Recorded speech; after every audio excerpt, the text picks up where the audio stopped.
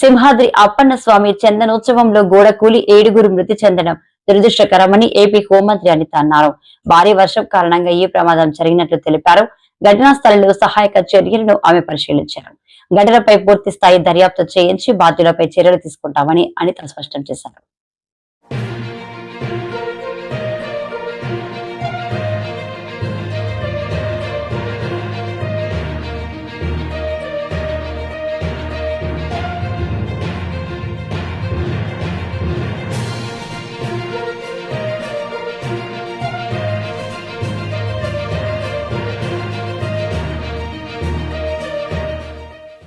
చాలా దురదృష్టం. ఈరోజు మహాలక్ష్మి నరసింహస్వామి వారి నిజరూప దర్శనం రోజున ఎర్లీ మార్నింగ్ మనకి 2:33 మధ్యలోని ఇన్సిడెంట్ అనేది జరిగింది.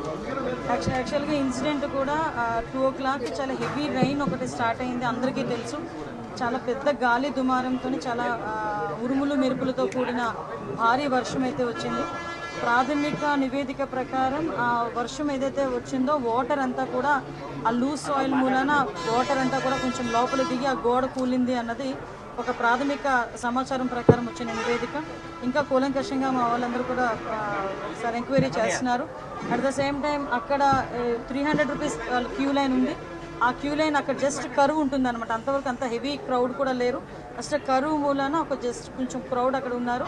అది మూవ్ అవుతూనే ఉన్నారు. ఎక్కడ కూడా మనకి ఆగిపోవడం కానీ అంటువేం లేదు. చాలా అన్ఫార్చునేట్ థింగ్, ఆ గోడ పడిపోవడం వలన సుమారుగా 7 ప్రాణాలు కోల్పోవడం జరిగింది. అందులో 4 పురుషులు ఉన్నారు, 3 స్త్రీలు ఉన్నారు.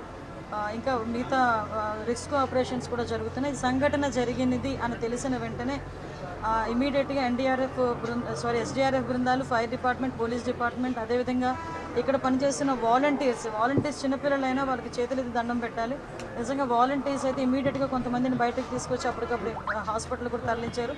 ఎన్డీఆర్ఎఫ్ టీం కూడా ఆన్బోర్డ్ అయింది. ఎన్డీఆర్ఎఫ్ టీములు 2, ఎస్డిఆర్ఎఫ్ టీంలో ఒక 2, fire department and police department అందరూ కలిసి రెస్క్యూ ఆపరేషన్స్ కూడా చేస్తున్నారు. మొత్తం అంతా క్లియర్ చేస్తున్నారు. అందరూ కూడా చనిపోయిన వాళ్ళ కుటుంబాలందరికీ కూడా ప్రగాఢమైన సంతాపం తెలియజేసుకుంటున్నాం. గవర్నమెంట్ తరఫున కూడా మ్యాక్సిమం అన్ని ప్రికాషన్స్ తీసుకున్నాం. కేవలం ఈ భారీ వర్షము అదేవిధంగా గాలి దుమారం వల్ల మ్యాక్సిమం జరిగిన ఇన్సిడెంట్ ఇది ఒక యాక్సిడెంట్. అన్ని యాంగిల్స్ నుండి మేము దర్యాప్తు చెప్తామండి. ఇది ఏ టైంలో కన్స్ట్రక్ట్ జరిగింది, ఏ స్కీమ్లో కన్స్ట్రక్ట్ జరిగింది, ఎవరు కాంట్రాక్టరు, ఎవరు ఇంజనీరు, ఎవరు క్వాలిటీ కంట్రోల్ ఎవరు చేశారు, ఎవ్రీథింగ్ మేము ఇందులో ఎంక్వైరీ చేసుకుంటాం. ఎందుకంటే ఇక్కడ ప్రాణాలు కోల్పోయారు. ఈజీగా వదిలేయాల్సిన అవసరం ఏం లేదు. ఇందులో గవర్నమెంట్ కూడా చాలా సీరియస్గా ఉంది. అన్ని కోణాల్లో నుంచి కూడా మేము విచారణ జరుపుతాం. ఎవరైతే బాధ్యులు ఉన్నారో బాధ్యులు కఠినంగా శిక్షించే ప్రక్రియ గవర్నమెంట్ తీసుకుంటాం. నేను ప్రికాషన్స్ విషయంలో ఒక 2 days బ్యాక్ 3 days బ్యాక్ అంటే ఈ క్యూ లైన్లు మొత్తం ఆ క్యూ లైన్లు అన్నీ మేము చెక్ చేసుకోవడం జరిగింది.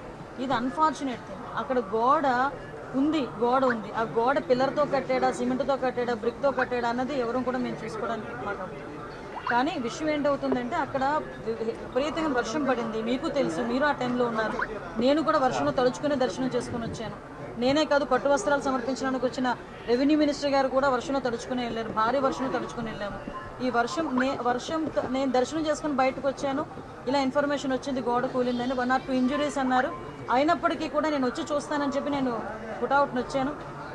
అప్పటి నుంచి ఇప్పటి వరకు మేము ఇక్కడే ఉండడం జరిగింది. అంటే ఎక్కడా కూడా రెస్క్యూ ఆపరేషన్స్లో కానీ నిర్లక్ష్యం వహించడం కానీ ఎక్కడ కూడా నేను చేయలేదు. ఇమీడియట్గా క్షతగాతులు ఎవరైతే ఉన్నారో వాళ్ళందరినీ కూడా హాస్పిటల్కి తీసుకెళ్ళి నేను పంపించడం జరిగింది. మిగతా రెస్క్యూ ఆపరేషన్స్ కూడా జరుగుతున్నాయి. ప్లీజ్ మిగతా అన్ని కార్యక్రమాలు చేసుకోవాలి. అందరూ కూడా బాగున్నారండి. క్షతగాతులు అందరూ అవుట్ ఆఫ్ డేంజర్.